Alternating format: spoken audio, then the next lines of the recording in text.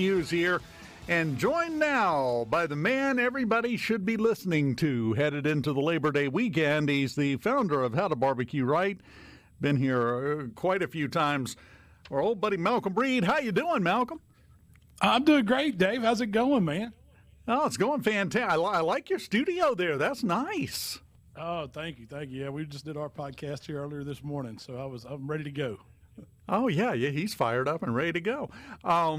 I think probably the big question to ask, if you had your druthers, to go back to, the Amos and Andy days, if you had your druthers, what should people be putting on the grill this weekend for Labor Day? Well, I do barbecue, so I got to cook a pork butt. We got to have some pulled pork, but here in Mississippi, we got oven and dove season too. So I'm hoping that I get to put some doves on the grill here come Sunday. Now I've had dove. We were dove hunters in the family when I was a kid. My question is, how do you take dove and put it on the grill? What do you do? How do you do that? So most people will probably turn it into a popper where they'll wrap it, with the jalapeno peppers, some cream cheese, and then maybe wrap it in bacon. But for me, I'd rather just marinate the dove breast, and then usually I'll put several breasts on a skewer, and that way I can control how I cook them because I don't want to overcook them. And when you put it in a popper, you're worried about the pepper getting tender, and you're worried about the bacon getting done, and you kind of overlook the dove breast, and they turn into leather. They're not good when they're overcooked, so I like to just cook them separate. We do put them in a marinade and then season them a little bit, but you grill them hot and fast and keep them, medium rare to medium, and they just melt in your mouth.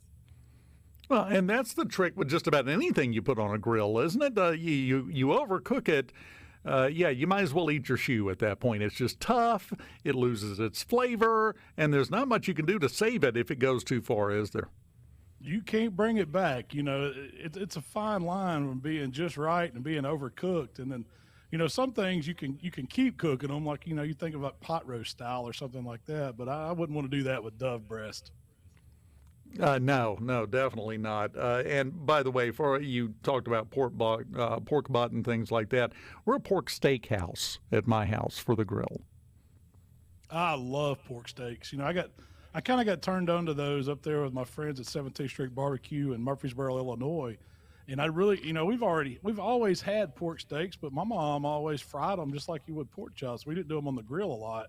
But when I first had them smoked, and they were, sauced at the end lightly and then grilled a little bit just to sear in that sauce, it'll change your life on a pork steak. And that's for your bang for your buck. You get, you get a lot of meat for a low cost on a pork steak too. Well, you do. It's one of the most cost-effective things you can get to throw on the grill, but not quite to the extent of dove. But I find that with the pork steaks, it's kind of a fine dance that you have to do there. If you overcook those, you've ruined it, just like everything else. But there's a sweet spot there in the middle. You got to get it just right. To me, they're a little more challenging. Yeah, see, my thing is with them, you want to break down that fat, so you got to render some of it, or they're going to be really tough and chewy.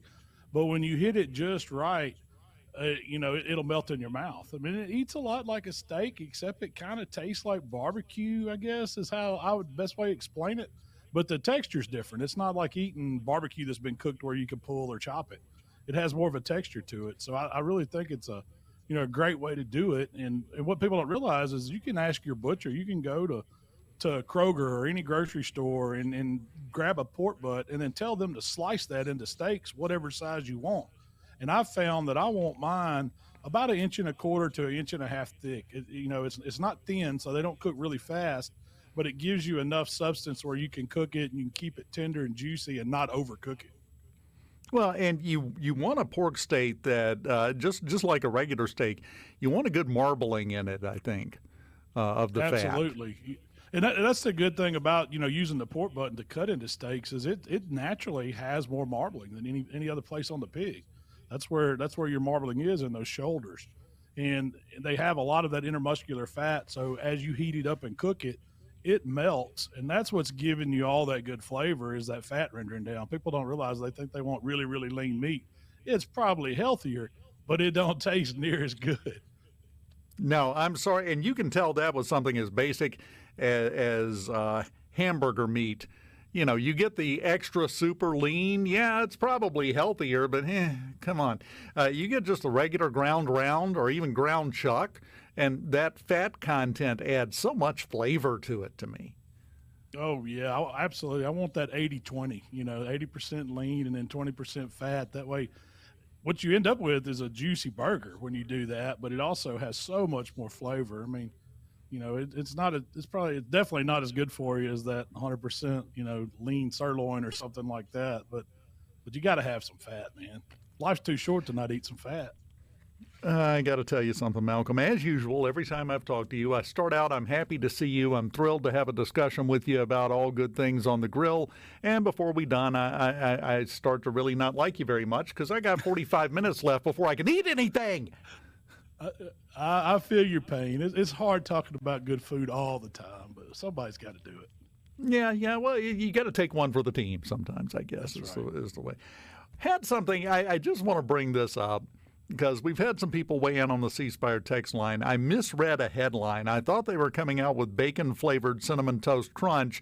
No, they're coming out with Cinnamon Toast Crunch-flavored bacon. Hormel is releasing that.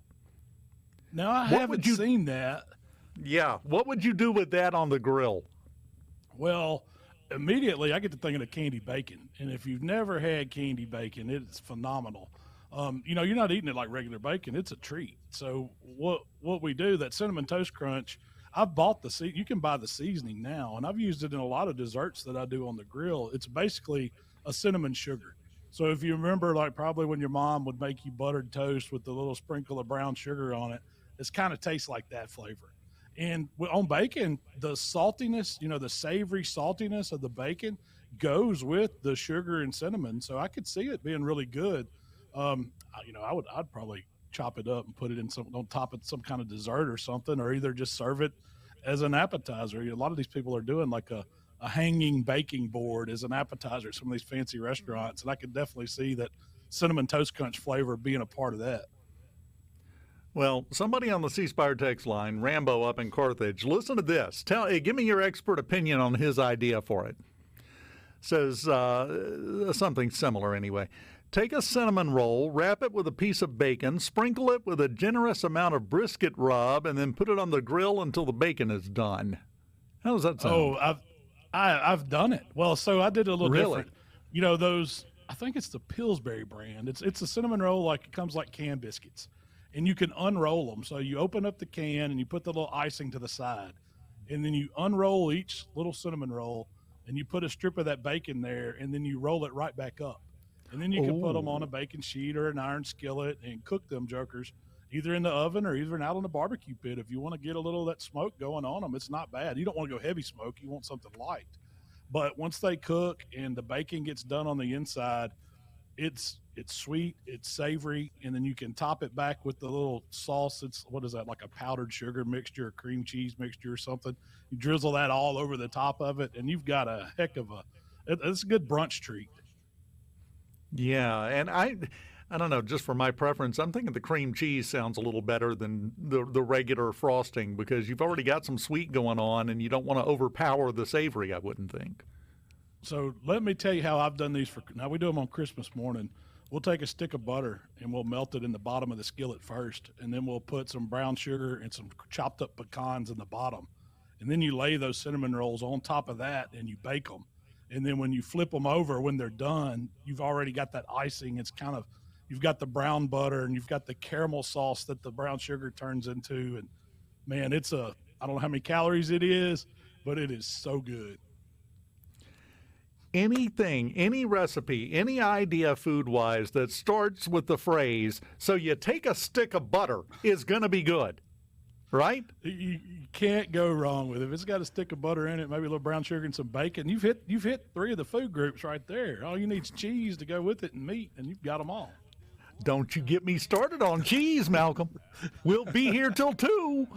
It'll happen. Can you stick around through the break? Yes, sir. Absolutely. Yeah, you got nothing to do but wait for lunch. If I got to wait, you got to wait, so I'm keeping you here is what's happening. Malcom Reed, the founder of How to BBQ Right. Get your grill fired up and ready. We'll be back and talk more with him right after this on Middays in the Element Wealth Studios on SuperTalk. Miss Dave Hughes here talking to Malcom Reed, founder of How to BBQ Right. A couple of things from the C Spire text line during the break. Malcolm, one of them, Dean in Tupelo says, calories are irrelevant. You had me at cinnamon rolls. So I think you've changed somebody's life already today. Good. You do that on a regular basis. I think you are a life changer. You may not realize it, but I think you are. Well, I hope it changed some appetites, maybe. Turn some people on to some stuff they might not normally try, because I enjoy doing that. My buddy Mose text in, says, Dave, my grill favorite is large shrimp wrapped in bacon, 6 per skewer, marinated in teriyaki sauce. Nothing wrong with that at all. Yeah. He said they don't take long to cook and they get eaten even quicker. I'll bet. That's the way that works. And I do have a trivia question. It came from the 662. Do you know what a hog wing is?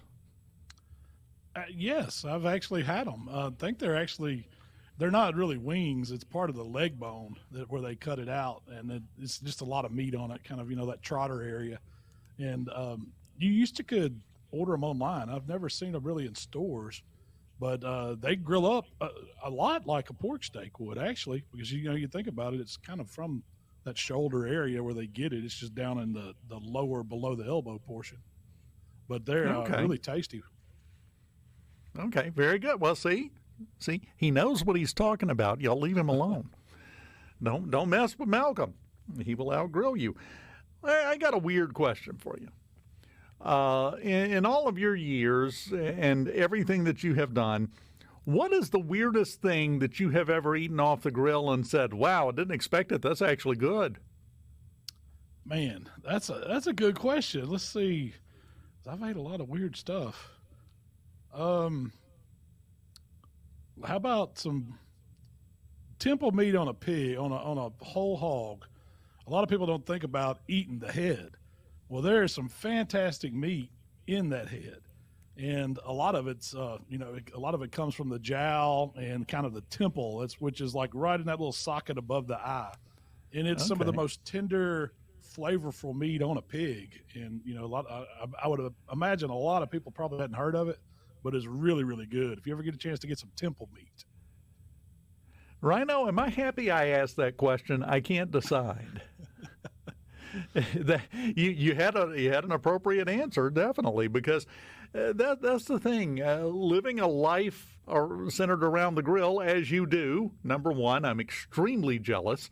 You see a lot of stuff, and you see a lot of things that can go right and go wrong. What is the biggest mistake that you have seen people make while trying to grill something that's easily fixable?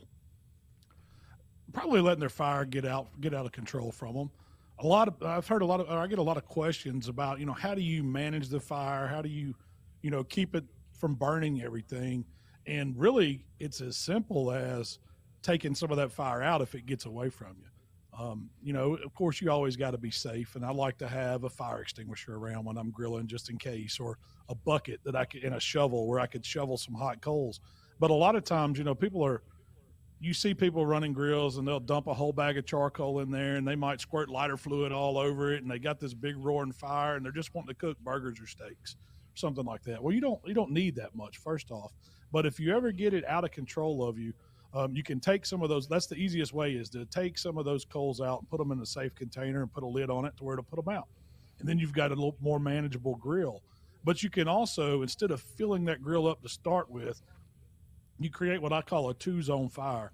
It's where you have all your hot coals kind of, centered to one side of the grill, and it leaves you enough space on the other side to move meat. Like if you're grilling and it starts getting away from you, it's really flaming up, or things are starting to get a little darker, a little more burnt than you want them, you can move it to that safe area. And so if you'll notice in a lot of the videos and stuff I do, I'll use that 2-zone technique to give myself a safe spot to move stuff around. And you don't want to overcrowd that grill. That's a big thing where people can mess up. And that makes a lot of sense. But most people, their first instinct is to, let's just put it all on there. Let's put everything in. Let's put everything on and get it all done at one time so we can eat. you have to have a little more restraint than that to do this properly. That's it. A big mistake's not giving yourself enough time a lot of times because so if you're having people, friends and family over to eat and you're the one running the grill, everybody's looking at you. They're waiting on that food to get out. And you get in a hurry, you get caught up talking, you kind of forget what's going on. But giving yourself enough time, letting that meat rest when it gets done and let it carry over to the right doneness, those are all things that you can learn that's going to make your food better. And you're going to have time to serve and to fellowship, to socialize, whatever you want to do at a get together instead of just being right there on the grill and everybody's wanting to know when the brisket's going to be done and you take it off too early and it's tough as leather. You can't eat it. Exactly. Let me ask you your opinion on one thing, too. Something that I haven't fooled with as much as I probably should have. Meat thermometers. Do you use them? How do you use them? Yeah, it's one of the most important tools you can have. I use them for one thing for internal temperature to know when the meat's done. But what it does by using, say, a wired probe thermometer, they even have some of these Bluetooth ones now that you don't even need a wire with. It keeps you from having to open that grill up, lose your heat, having to have it recover. So you end up with these ups and downs in temperatures. But the whole time you can know what temperature that is by that thermometer. And, knowing when the meat's done, that's what the whole process of cooking is. And so you're not guessing. It takes the guesswork out of knowing when something's done by being able to see what those internal temperatures are. And there's all kinds of charts and things you can go by, recommendations on proper temperatures. A lot of that's kind of, you'll learn that as you go in your cooking process. But it's important to have those tools to be able to make that food better. And I use them all the time, whether it's cooking inside in the oven, on the stovetop, especially out on the grill, steaks to long cooks like butts and briskets and things like that. I'm always looking and knowing what my internal temperatures are and cooking to temperature, not to time. Okay, yeah, it's done when it's done. The time limit is not, and that's why even when you see guides and recipes and they tell you how long to cook something for, whether it's on the grill or not, it's always a range. It's never exactly 22 minutes and 30 seconds. No, it's 15 to 30 minutes. And you're like, that's not helpful, but it actually is because not only is every piece of meat different, but the situation is different. The fire, the heat that's coming in, how consistent it is, all the way down to the humidity today can affect it. There's so many variables, and that once you understand that, you'll start leaning more towards, well, I've just got to cook it to the right internal temperature, and that's what that thermometer is going to do for you. So I would think, or I say this, as important as the grill or the smoker that I'm cooking on, that thermometer is just as important because that lets me know when stuff's done. I can guess pretty good, but I've been doing it a long time, but I still rely on accurate numbers to know what those temps are. I got a question here. Louis from the 662. Is there a food-safe solvent that can be used to clean a grill? I have my own opinion about this, but I want the expert opinion first. There are, and most of those are citrus-based solvents. So, I don't know what it is, but it's citrus oil. It sanitizes and it cleans and it helps get stuck on like food off of grills. And so that's what I use. There's several of them out there on the market, but I would always make sure that you're buying a food safe product before you go spraying it inside the grill. Some of that stuff can be toxic. Well, I'm a heathen rookie. I just scrape it off and grill. A ball of aluminum foil does wonders, doesn't it? Yeah, I'm telling you, you scrape it off and go right back to it. It's kind of like seasoned cast iron. You don't want to ruin that. That's always been my opinion, and no one's gotten sick yet, so I guess I'm doing okay. That's what I do. A lot of times while it's hot, I'll just go ahead and get my grill scraper or a ball of aluminum foil, brush everything off, let that heat do its magic, and you're good to cook. Yeah, because at that point, there's not much that's going to survive that heat. If you get that heat at a good high temperature and let it run for a few minutes, it's cooking all the bad stuff away for the most part, at least in my experience. This is not health advice. Don't come looking for me if this goes wrong for you. You got to put those disclaimers in. You know that, Malcolm. Malcolm, I always enjoy talking to you, and I would just like to once again thank you for completely ruining the next 30 minutes of my life because I'm still here and I can't go get something to eat. Well, hey, it's been a pleasure as always. I appreciate the time, guys. You have a wonderful weekend. You enjoy some, well, I'm not even going to tell you to enjoy some good food. It's like telling a fish to swim. You just go have fun. Have a great, safe weekend, and we will hopefully talk to you again real soon, buddy. Yeah, absolutely. We'll see y'all next time. Everybody have a good weekend out there. Enjoy that Labor Day holiday. Yeah, baby. Malcom Reed, the founder of How to BBQ Right. He's got a new podcast episode coming soon. You can tell by where he's sitting. We will continue the last half hour of Middays on this Thursday.